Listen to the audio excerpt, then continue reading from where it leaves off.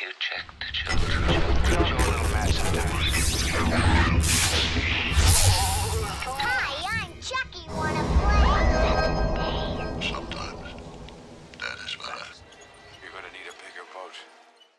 Hi everybody, welcome back to the Horror Show. I am Marcia Parker. And I'm Jaime and Fuego, and we are stoked to be returning to catch up on some Patreon stuff. Yes, during the holidays, we always, it's inevitable, I guess, that they're going to build up, and then a few of us had Captain Trips, and so that threw the process off for a few weeks, but we're feeling better, back together, and happy to be talking for John Fairley's request about, I know it's mid to late 80s, I forget the... 1985. 1985, okay, all right, Marty McFly status, all right. But we're talking the Hitcher, the original Hitcher. Yeah. So obviously not that I believe they remade it in like the aughts or whatever, but this is the OG Rutger Hauer as this creepy mofo who, well, he's a hitchhiker, right, obviously, and there's a younger guy who is driving a vehicle across the country, and he picks Rutger up and proceeds to be terrorized by him, along with Jennifer Jason Leigh, I think, is in this too, right? Yeah. Yeah. There was a female. Mm-hmm. Yep. Yes, exactly. But yeah, so Rutger Hauer, just essentially it's beat after beat of, police involvement, and are they in Nevada, if I remember correctly? They're somewhere in the Southwest. They're on their, it's got to be right in there, because they're on their way to California. So coming from what, Chicago? Chicago, so it's got to be like Nevada area. Yeah, because it's rural, it's desolate and deserty, and that really adds to the whole just ambiance and the creepiness of just being out in the middle of nowhere in this deserted area, and a guy just relentlessly terrorizing you. Yep. It's a very simple premise, but Rutger's performance, I think, was incredibly effective, and the kid and the girl who he meets who works at the diner, they're okay, and the cops are kind of forgettable as well, but this has found a cult audience, in my opinion. I'd never watched it before either, so this was a first time viewing for me, but I can see why this has like a following that it does, because it's really all about Rutger Hauer's performance. What did you think? I feel like I've watched either this one or the remake before, because there were some hits that I was like, oh, okay, this is jogging my memory a little bit, but overall I thought it did its job. If you put yourself back in 1985, the world without cell phones, kids doing kid things, he gets a job to go cross country from Chicago to California, driving a car, and he thinks, why not? My mom told me not to pick up hitchhikers, but I'm doing it anyways. And he says it to him too, which is so funny. He learns a valuable lesson. But there's a lot of hits I was just like, oh my gosh, like, why? But there's, being a mama, like, I see all this stuff and it terrifies me.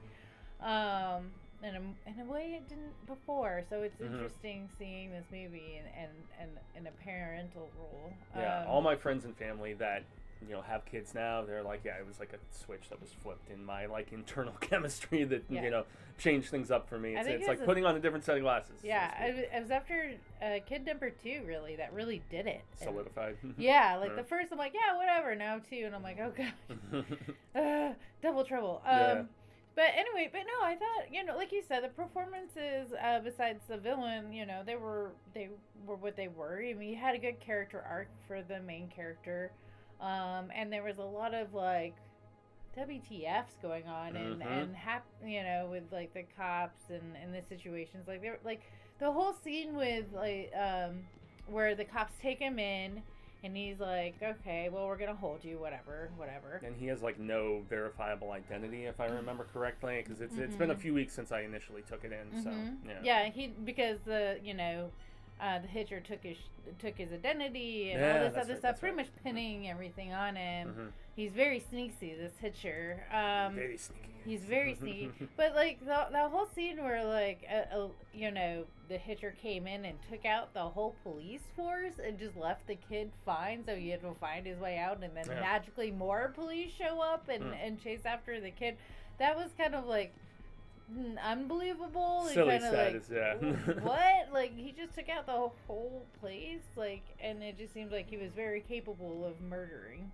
I think to a point he just was having fun toying with this kid. Well, yeah. It was like the lion messing with its prey or a spider or some shit like that. Yeah, he told him right in the beginning, I want you to stop me. And basically that's where we got there. I mean, there were some really good like gory parts, and there was It's something with an eyeball, if I remember correctly. Or maybe I'm mistaken. Well, Strike that from the. he tried to take out his. Oh, he threatened to take out his. Oh, eyeball. that's right. Yeah. There's a good instances where the kid's fighting back, and it gets a little harder, tougher, and and the girl, she was kind of dumb, but she played her part. One thing that was interesting, because I don't remember watching the remake, but apparently I don't think I saw the remake. Yeah. But apparently the girl's death was switched in the remake, and it was actually the boy that was tied up. Probably the script, so to speak. Probably because of drawing and quartering a female is less fond or looked upon fondly than a male happening to a male. I guess I don't know, but maybe turning it more into a final girl sort of situation, which is more yeah. typical of horror, I guess. So. But or maybe they got I don't know. Maybe 1985 they got a lot of backlash for doing that because they didn't really show anything except for the arms getting pulled, but but apparently they show a lot more of that scene in the remake, so maybe that's why they switched the rules. But I thought that was an interesting point they talked about. But overall, it was good. It was solid, and I mean, we touched upon acting, and I guess the way the film was shot, I thought for something that doesn't look like they had a particularly large budget for it, but even so, there's your fair share of car chase sort of situations and explosions and as the film progresses and there's a larger police force going after, and I also found the ending to be pretty satisfying as far as just how things are kind of how it plays I don't out. want to use the term vanquish, but it was it at least satisfied me in that regard. So it was a satisfying ending at the end. Yeah, and but yet at the end of the day, it's really about our lead villain's performance, I would say, and just the simplicity of the premise and just being executed pretty effectively. I think is what this movie really boils down to. And the way that the story was built, I mean, it nowadays you don't. I think it's starting to come back, but there was a big time where a lot of these kind of the movies where they played on America's fear of picking up hitchhikers, which aren't safe for the driver, sometimes not safe for the hitchhiker, and just really playing into that real life horror. Yeah, the urban legend goes both ways in that regard, where you could have a psycho picking you up, or vice versa. Or both. Yeah, or both. Yeah. That sounds like a fun ride. Yeah. I would see that movie. Shit, yeah.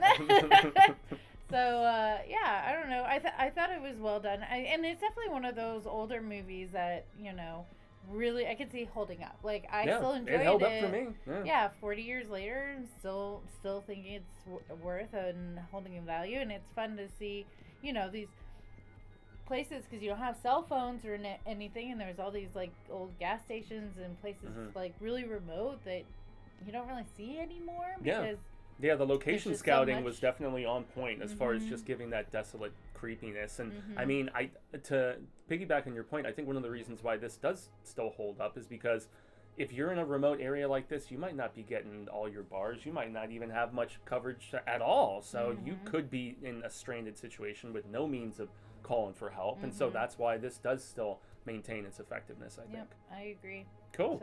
So that's our thoughts on the 1985 film The Hitcher, and thanks again to John Farrelly for supporting us on Patreon. Greatly appreciate it. I know you've been waiting a hot minute on this, so appreciate your patience, man. And for anybody who wants to support us on Patreon, all of the linky information is below. So I guess that's going to be it. I'm Ian Fuego. I'm Marcia Parker. And until next time, Fright fans, remember, stay scared.